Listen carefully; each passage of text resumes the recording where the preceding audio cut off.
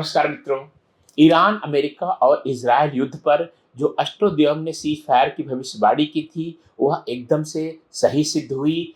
और जैसा कि हम लोगों ने कहा था कि 3-4 अप्रैल के बाद एक सकारात्मक परिवर्तन आएगा, ठीक 7 अप्रैल को सीज फायर हो गया।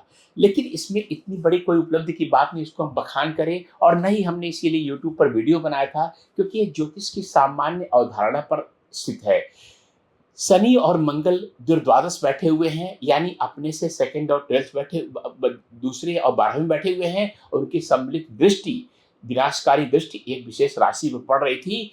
तो ऐसा हम लोगों को लगा था कि यह निश्चित ही कुछ बुरे परिणाम लाएगा, और ऐसा ही हुआ था। और सामान्य रूप से जो वैदिक ज्योतिष के जानकार हैं, यहाँ तक पंचांगों में भी पहले इस बारे में लिख दिया जाता था कि ऐसी संभावना उस समय युद्ध की होती है। और यह प्रक्रिया द्वादश शनि की सम्मिलित दृष्टि जो है 23 फरवरी से 2 अप्रैल को थी। 23 अप्रैल के ठीक 5 दिन बाद युद्ध शुरू हुआ था, और इसीलिए 2 अप्रैल जब समाप्त हुआ उसके ठीक 5 दिन बाद जो है यह सीज फायर की घोषणा हो गई। तो ये बड़ी सामान्य सी बात थी। अधिकतर जो पहले ज्योतिषी थे वो इस बातों को समझते थे, बोल देते थे, लोगों को आगाह कर देते थे।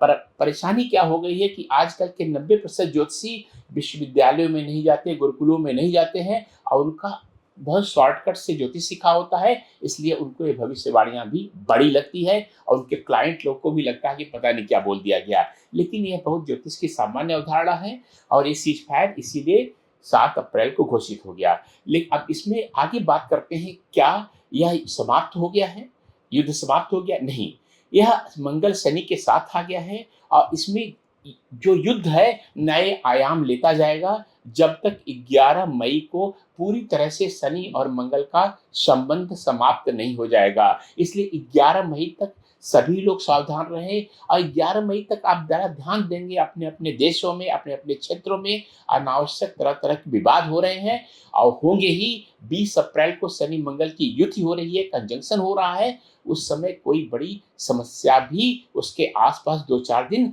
बड़ी कोई दुर्घटना, बड़ी आगजनी या बड़ी कोई समस्या आ सकती है। 11 मई के बाद चीजें एकदम से बदल जाएगी।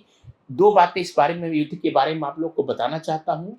चूंकि मैंने यह 2025 के शुरू में ही भविष्यवाणी कर दी थी कि इस वर्ष जो है वायु तत्व बहुत खराब है, वायुयान दुर्घटनाएं, वायु से संबंधित जो है बहुत सारी चीजें बुरी बुरी होंगी, और यह इसमें से कुछ टाइम्स ऑफ इंडिया में भी छपी थी, और वो ही सही सही सिद्ध हो रही हैं। तो इसमें कोई बहुत बड़े ऐसा युद्ध जो ग्राउंड पर लड़ा जाता है, भूमि पर लड़ा जाता है, पूरी फौज एक दूसरे से भिड़ जाती है, वह बहुत कम संभावना में देख रहा हूँ। जो भी होगा वायु में होगा, मिसाइलों से होगा, वायुयानों से होगा, एक दूसरे से प्लेन टकराएंगे, बम गिरेंगे, मिसाइलें गिरेंगी, ड्रोन चलेंगे, यही सब होता रहेगा। दूसरी बात, यह जो है मध्यस्थता के कारण यह युद्ध समाप्त होगा। यूएनओ आए या उस जैसी कोई और संस्था आए या कई देश मिलकर करें, लेकिन मध्यस्थता के साथ यह युद्ध समाप्त हो जाएगा। इसके विश्वव्यापी फैलने की चीन भी, भारत भी, यह भी आ जाए, ऐसी संभावना हमें बहुत कम दिखती है।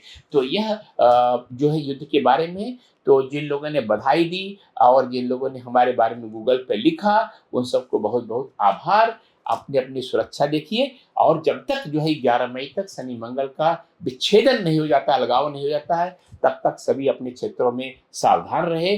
खासकर जो है जो आम जनता से संबंधित जो है तरह तरह के युद्ध, श्रमिकों संबंधित, लेबर संबंधित, तो ये शनि मंगल जब जुड़ते हैं तो श्रमिकों में, फौजों में, इन सब में एक तो मंगल के साथ शनि जुड़ता है, तो यह जो हथियारों में बहुत ज्यादा जो है उग्रता लाता है इस संबंधों में, फौज पुलिस में। और दूसरा जो है जब शनि के साथ मंगल आता है तो शनि जो है श्रमिक वर्ग को, लेबर क्लास को जो है संबंध रखता है, इसलिए समाज के सबसे निचले वर्ग को। तो यह बहुत बड़ी दुर्घटनाओं को भी इनसे संबंधित फैक्ट्रियों में आगजनी की बहुत सारी संभावनाएं रहती है। इससे सावधान रहें, आप सुरक्षित रहें। मैं हूं आचार्य कल्कि कृष्णन, astrodhyom.com से।